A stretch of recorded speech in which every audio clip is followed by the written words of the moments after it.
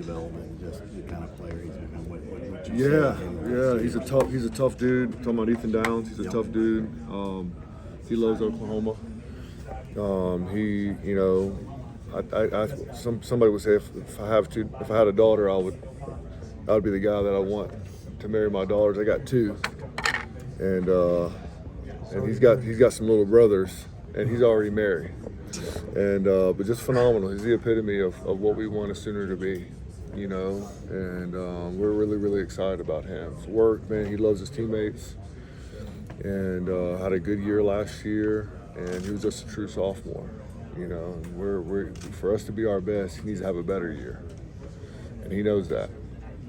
And he's excited. He's a guy that rises to the challenge.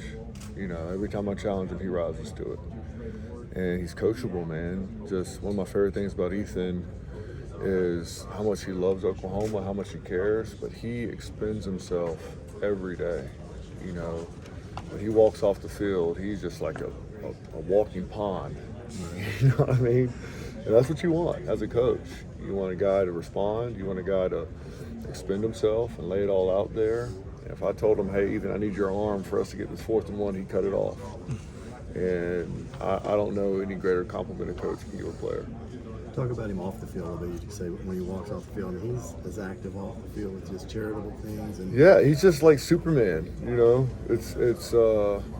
he is. You know, he's married now to Miss Caroline, and sweet lady she is, and happy for him. And he's got a great family, and you know, he's always putting other people first. You know, that kid, selfish is the antithesis of that young man.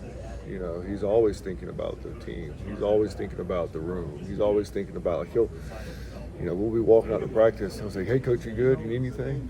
And he's not saying it as a suck up or as, you know, he's genuinely asking, you know, you good? I'm like, I'm good. You know your plays, you good? And you ready for today? It's a hot one out here. And but that's just who he is, you know, just special. You mentioned rising to the occasion. Reggie's a guy who had a lot of snaps last season, but this time around there's a lot more competition at that position. Just what have you seen out of him in terms of embracing that, you know, having to battle for those guys? Yeah, it's good. Competition is good. It makes everyone better, you know, and the same thing for Reggie. You know, I think all the guys in my room in particular recognize that we're at a different place this year than we were last year, as far as personnel, as far as toughness, as far as physicality. Their bodies look different. Shout out Schmitty. As far as knowledge of the playbook, and you know, more understanding of how we do what we do. And Reggie is no different than everybody else as far as knowing, like, man, I gotta perform. It's not what I did yesterday, you know, it's what I did today. You know, we don't have any starters going into this fall camp. You know, everybody's got to go prove it, and Oklahoma's got to go prove it. Miguel Chavis has to go prove it. You know, and that's every day, whether you're 6 or 7 or 15 and 0, you got to go prove it. And we're trying to be a program that's going to last for a long time. And I want to have the best defensive end room in the country, and I mean that. That's my desire. I want to have that here at Oklahoma. Well, you don't get that by being complacent, and you don't get it by being destroyed. We can look at 6 and 7 last year, or, you know, we didn't get to the quarterback as much as I would like us to, or the guys would like us to, and you say, well, that's not who we are, or you just get better.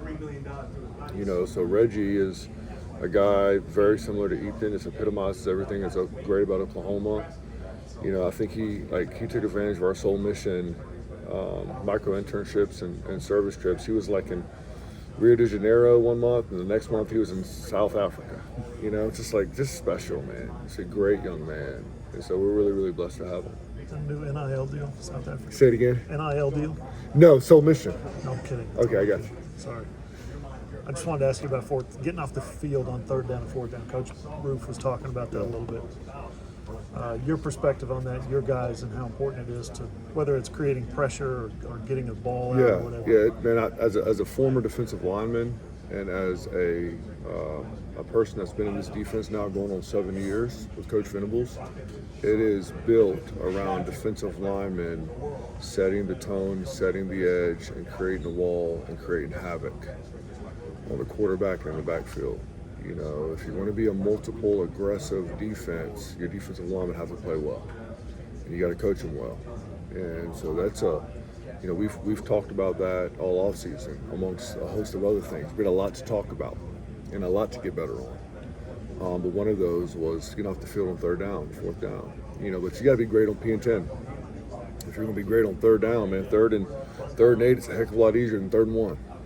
You know, so it's not just third down, it's what you do on first and second down.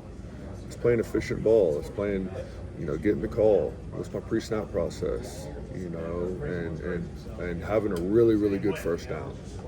And then having a good second down. And then you can get your hand cocked back and let it fly on third down. Is there such a thing, though, as like a clutch play or a crunch time play, last 5 minutes, last 3 minutes, you're trying to get a stop or whatever?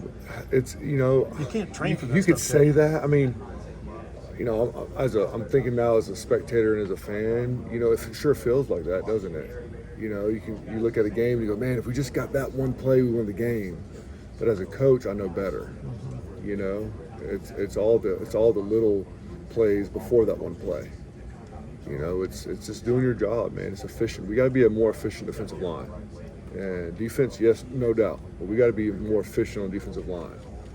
And we expended ourselves this spring, man. Do your freaking job. You got to set the edge. Keep your outside arm free. Knock them back. Keep your outside arm free. Make the play. All right. Well, I set the edge. I did my job. All right. Well, now the running back's about to pipe it in the B gap. The linebacker, the safety might not be there. Things happen. Yep. It's football. Get rid of the freaking offensive tackle. Throw his ugly butt on the ground and go in there and make the play. So I think I'm making the plays within the defense, but it's a mindset. And nothing ever happens fast enough for us coaches, for me, or for the players. But it takes time. You don't just.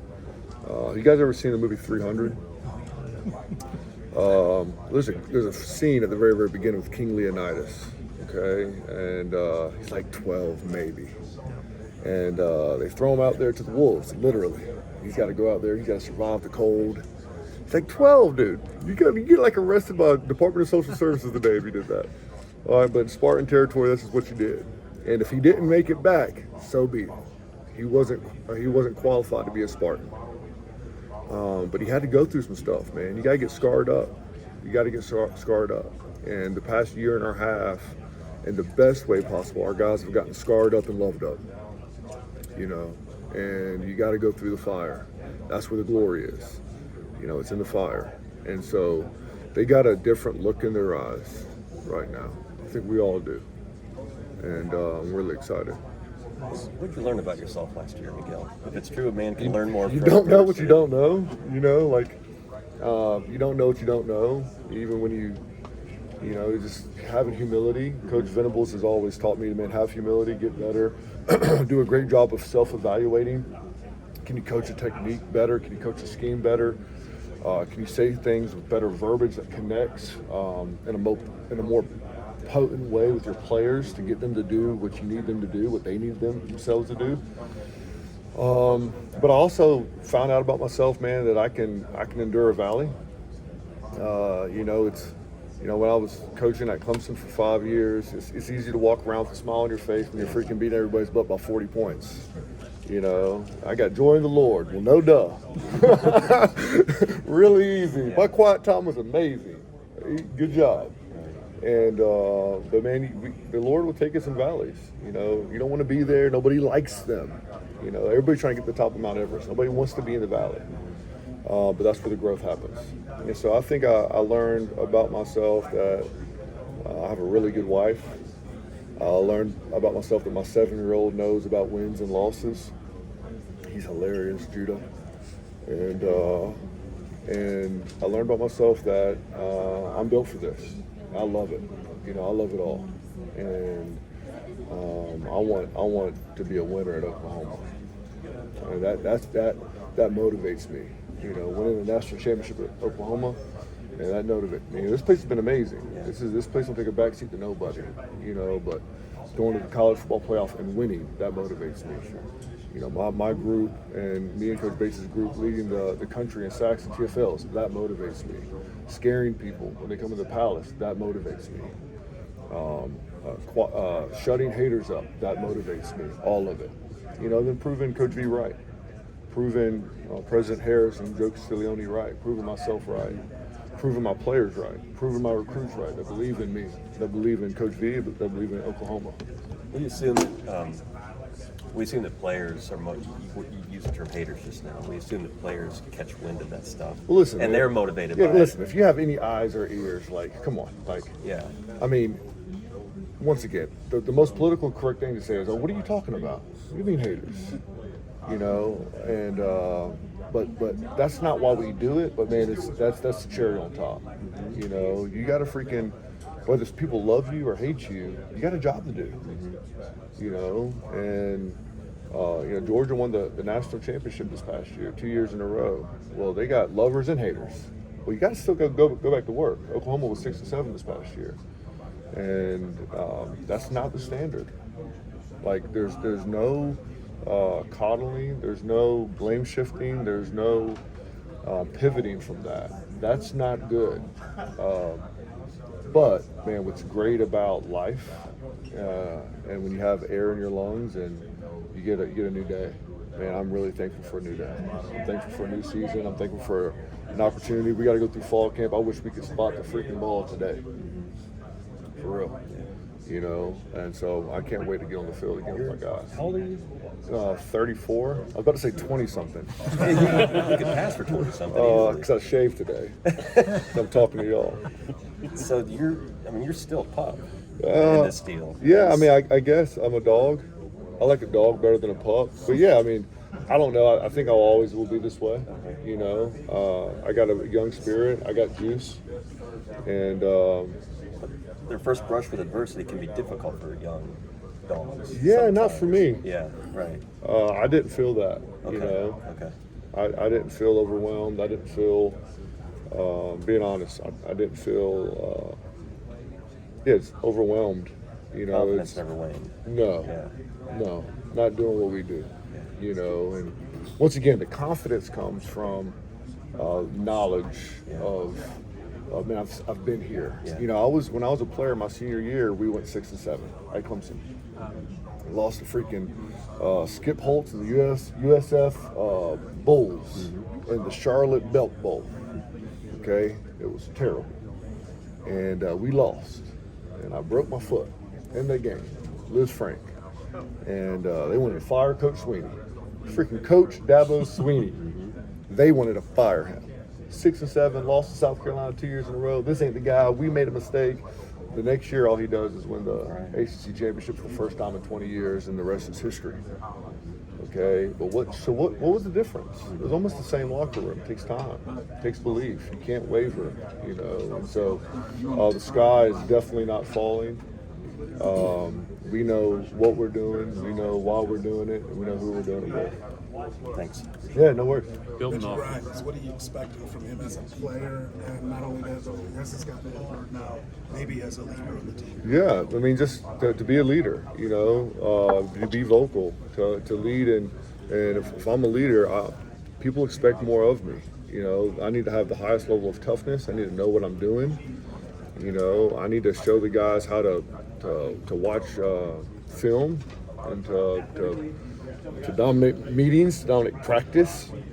And that's what that takes no skill. Being accountable, being a hard worker, being on time, being early, having belief, having toughness takes zero skill. And whether it's Reggie Grimes or any of the leaders of the team, for Oklahoma to be great this year, there are a lot of new guys here on the team, but man, the leaders have to freaking lead.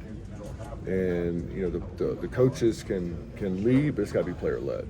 The best teams are always player led. So I'm about to get on one of the young guys, and what does that look like? Reggie Grimes cuts me off and he gets on, and that's leadership. They ain't waiting for Coach Chavis to lead the group. I'm going to, and I love it. It's my job, and I'm passionate about it. But I'm okay with the leaders of the room saying, "Hey, Coach Chavis, I got it." Man, I love that. I ain't cussing nobody out for doing that. And so just keep getting better, man. Whether it's Reggie Grimes, whether it's anybody in my room, get better. Don't do the things I told you not to do yesterday. Okay, get better. let's find some new problems to fix. Hey, Coach, besides intangibles and all the mental gymnastics that we hear you guys talk about a whole lot, from a production standpoint, philosophy, and physically, why do you think your position group is going to be stronger? Jerry Schmidt. Well, he was here last year. Yeah, well, once again, we were here last year as well. All right, Oh, I know. and it takes time. You know, lifting weights. Do you go to the gym? Tell me your first name. I'm sorry. Dean. Dean. Do you go to the gym? Yeah, I wear it out. Okay. So seriously, I'm asking seriously, not facetiously. Do you do Yeah, go to the I gym? would. Yeah. Okay. What's your bench press max? I'm over 60 years old. So I don't do a whole lot. so more I've got reps. More 29 reps. Okay. A surgery, so I Okay. don't do a lot. More of bench. reps, less fine. Okay. Well, if you're doing anything, especially in the weight room, it takes time. You don't build muscle overnight. You don't build quick twitch muscles overnight. You don't learn how to redirect overnight. You don't get flexible overnight. Man, my little brother was a professional ballet dancer, Adam Chavis. He was the best freaking athlete in our family. And it takes years of training, years. Now, Smitty and his staff have done an amazing job at expediting the process. But you build toughness there. You know, those intangibles, while it's hard to quantify them, they're just as important as the tangibles.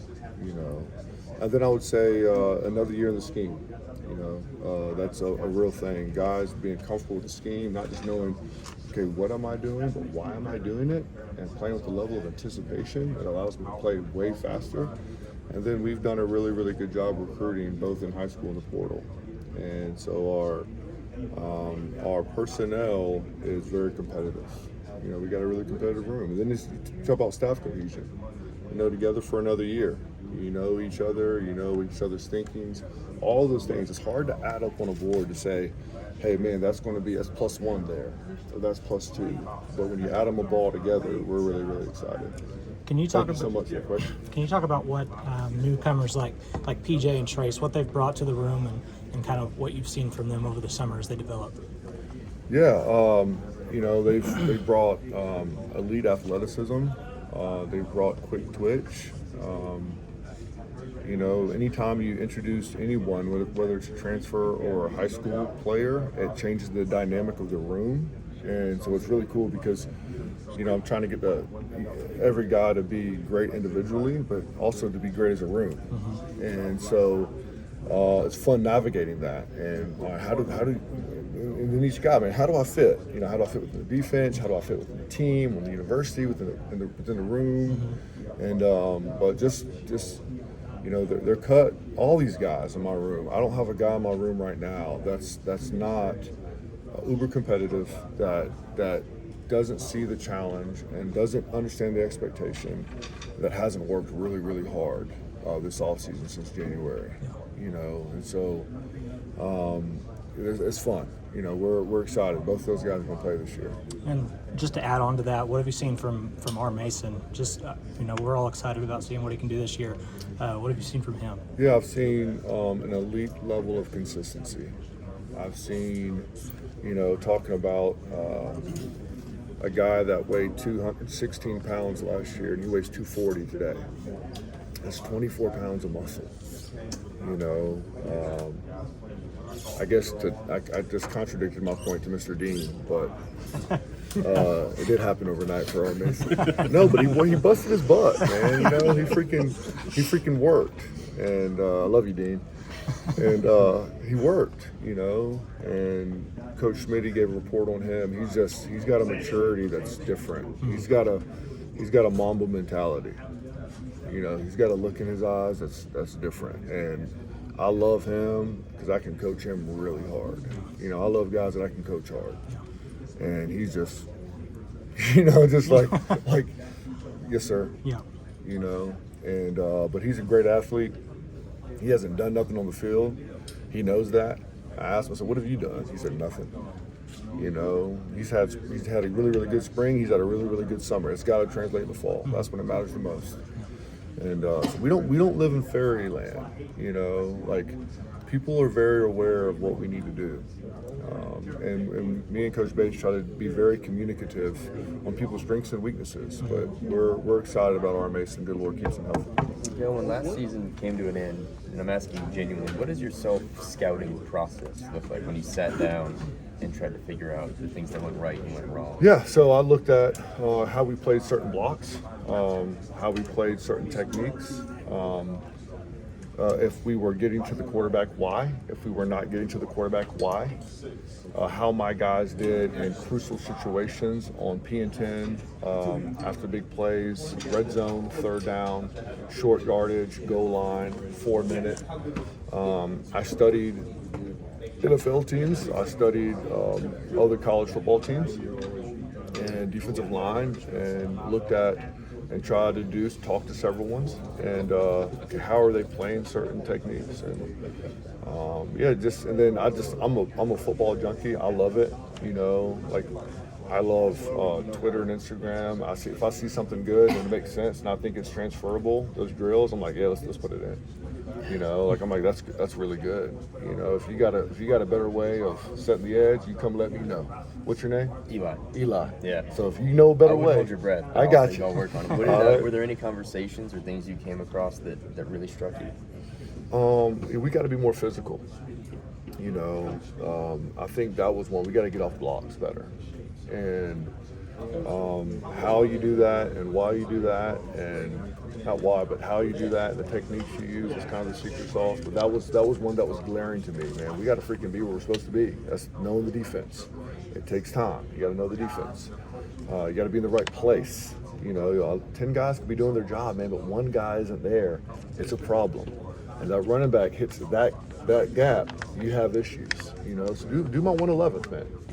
And but I think rushing the passer and being more aggressive in the run game and getting off blocks, those have been emphasis for my position this offseason. When you talk about, you know, why were we getting after the passer, why weren't we at different times? Do you feel like the conventional numbers, sacks, hurries, whatever else, reflected how often you guys got back there? Would they lie about that in any way? No, I think we just need to do a better job.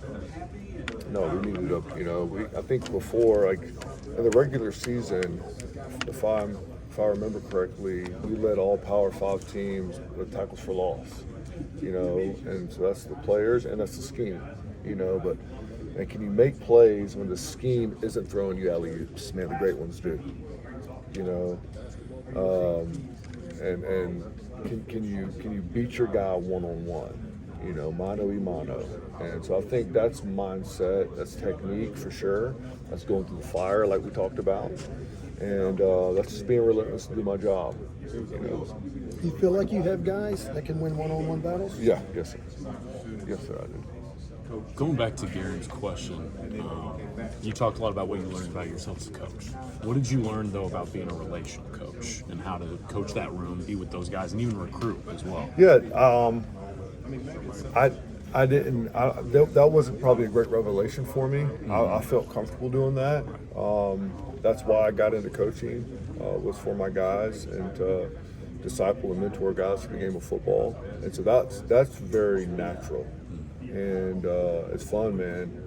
You know, building relationships with guys and seeing guys grow into better men is really, really rewarding. I feel like I'm cheating life every day. Really, man, I really do. You know, I can't believe this is my job. And very humbled and very, very aware of my job. And so, for me, I try to be the coach that I always wanted. You know, maybe some of us who are fathers, we try to be the dads that we always wanted. I don't know if there's a Freudian thing there, but you know, then use the things that like my position coach in college, Dan Brooks. I talked to him a couple of days ago on FaceTime. He's in the mountains right now and in Tennessee, but he was amazing. You know, he did so many. He was just consistent, and he always had a saying: "Be where you're supposed to be when you're supposed to be there, doing what you're supposed to do." Like, that was like his rule for life. He's like, if you follow that, man, you'll be okay. And he was a technician in how he coached, and there was a consistency on his drills. You know, on Monday you had this, and Tuesday you had this, and Wednesday you had this, Guys like Coach Rump, man, coach with great juice. He would cuss you out without ever saying a cuss word. And it was just like, you were like, how did that just happen? I mean, I've never heard him curse ever in my life. But the intentionality and intensity that he brought was amazing. Or the skill of Marion Hobby, or the ingenuity of Todd Bates, and connecting verbiage with techniques, or the demanding relentlessness of Coach Venables. And so I think my coaching style is an eclectic one, but the foundation is always building relationships, connecting with my guys. I think before you ask a guy to run through a wall for you, you're going to have to break down a couple for him. And if you do that, if you get them connected to you, they'll do whatever you want them to do. If they are disconnected, they won't run extra hard. They won't be as detailed in their plays. And so relationships was not our problem last year. We were a very connected group. We have to be more efficient. We have to be tougher. We have to get off the field on third down. We have to get to the quarterback. You have a good mix of guys you bring back from last year's team, and you also brought in some guys. Could you talk about your room a little bit and that mix? Yeah. So, man, I got a great room. Excited about the guys. Like I said, Coach Venables and our staff, and Coach Bates and myself have worked very, very hard. And Coach Roof and it's a whole team effort worked really hard to assemble a room that is both highly experienced and competitive. I don't know the last time a guy that was as good as Trace Ford transferred from Oklahoma State to Oklahoma. Rondo Bolthroyd was an all-ACC selection and just a phenomenal player. PJ Adebowale was a 5-star, one of the first ones since 2016 signed at Oklahoma on defense. Taylor Wine is a diamond in the rough that nobody ain't talking about. And this dude is an animal. Like I'm telling you straight up, he's a young player. He's got to learn and get better. He don't know what he don't know, but man, he goes a million miles an hour. He's athletic. He's long. He's got big, powerful legs. He's another guy that I can coach really hard. And and then guys that were here, like Ethan Downs, like Reggie Grimes, like Marcus Shipley. Marcus Shipley's 250 right now. I mean, you should see this guy. He's never been that big. Dean needs to talk to Coach Smitty. He's freaking jacked up and has worked really, really hard. And, Reggie Grimes, Ethan Downs, R. Mason Thomas. R. Mason's gained 24 pounds. It's just, and it's a really good room. So we're excited. The guys know, hey, listen, man, there's going to be some different lineups going against 1s, 2s, 3s, and play your schedule. I ain't looking for no moodiness. I ain't looking for, why am I running out there? Okay, whether I'm in Oklahoma or Clemson or somewhere else, New Mexico State Community College of Minneapolis, man, I'm going to do my best. And I'm going to freaking max out my opportunity. And so we got to get guys thrown in the fire. We got to see who can play under pressure. And the only way you do that is you put them in there, And so we're going to mix it up. Ain't nobody got a job. Ethan Downs was second team All Big 12 last year. Ethan Downs was one of the standards when it comes to being an Oklahoma man. He's got to go out and prove it. Rondo Bolthroyd started at Wake Forest and is a phenomenal player. And PJ Adebowale was a 5-star. Yep. Go prove it, man. The left tackle at Texas don't care how many stars you got. They don't care. You got to freaking go prove it every day. And so I got a group that's very aware of that. I got a group that's eager to please. And I got a group that's playing a lot more physical. How exciting was it to see somebody like R. Mason go through the year last year and flash at moments? And is it hard to stay patient knowing what he could be? No, I wouldn't say it's hard to stay patient at all. It's a great question. But if you go back and watch his high school tape, you'll see the same thing. Sure. He's a dude now, and he was a little undersized for a lot of people, and that's why a lot of people missed on him. I'm telling you, this is going to be a guy. In a couple years from now, everyone's going to say, "How the heck did we miss on that kid?" He has the opportunity if he keeps working to be that guy. But he's been amazing. He's got great awareness. He knows his strengths and his weaknesses. He knew that he had to gain weight. If you're going to play our style of defense, you can't be 220 pounds on the edge. You can't do it. And so R. Mason does a great job creating knockback and playing in the backfield because of the force he creates. He moves his mass faster than maybe some other guys. You know, let's say another guy's, I don't know, bigger, but they don't move it as fast. Well, they're not creating as much force. So it's really about force, it's about power level, it's about intelligence, it's about quickness, speed, agility, and R. Mason has all of that. PJ kind of one of those guys that's just a coach's dream, just as far as physically what he has and the tools that he has in place. Yeah, I mean, I would, yeah, for sure. You know, he's not normal. Yeah. But that's not what makes a great defensive end. What makes a great defensive end and edge player is you have to use it. He's got to use his length. He's got to get on an edge. He's got to play with technique. You know, it's pad level, it's physicality, it's hands, it's get off, it's violence, it's technique. That's what makes a great edge player. But he has everything he needs and nothing that he doesn't. You said back in the spring you're not going to apologize for bringing in good players to Oklahoma. Venables and the other coordinators, Levy and Roof, have said competitive depth probably a dozen times just today. Have you seen that play out in terms of everybody has to raise their level because you have so many guys in your room that could play, could see a lot of snaps? Yeah, for sure. I would say that's consistent. You know, that's where you want to be. You know, you develop your guys. I think having a relationship with your guys is a key thing, and I think having very clear expectations of what the standard is, and then metrics on if you're hitting it or if you're not hitting it. You know, but yeah, competitive depth makes everyone better.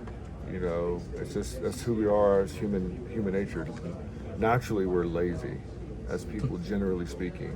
You know, you have the rare weirdo that just works harder than everybody all the time, regardless of Monday or Sunday. But most of us, we will play to the level of our competition. So it's getting them to play to a standard. And when you have other guys that are competitive around you, it creates a sense of urgency within yourself that's good, that brings out the best in yourself. What were the conversations like with Coach Bates and Coach Venables with Jonah sliding inside? Did you have to try and battle to keep him? How did that all play out? Well, I was part of me and Coach V recruited him here. And what I'll say about Jonah Laulu is, you're talking about a team guy. You know, I mean, he's 6'6", he's closer to 290 now, almost 300 pounds. And so looking at skill set, looking at needs, you know, what's best for him? You know, Coach V says it all the time, and we're going to do what's best for the players. And sometimes in an organization, for any of you guys that manage people or lead people, you know that there's a tension between what's best for the individual and what's best for the institution. Okay, and so we try to make that the paradigm which we look through. And Jonah being inside is better for him, and it's better for our defense. Coach, do you expect with McCullough coming in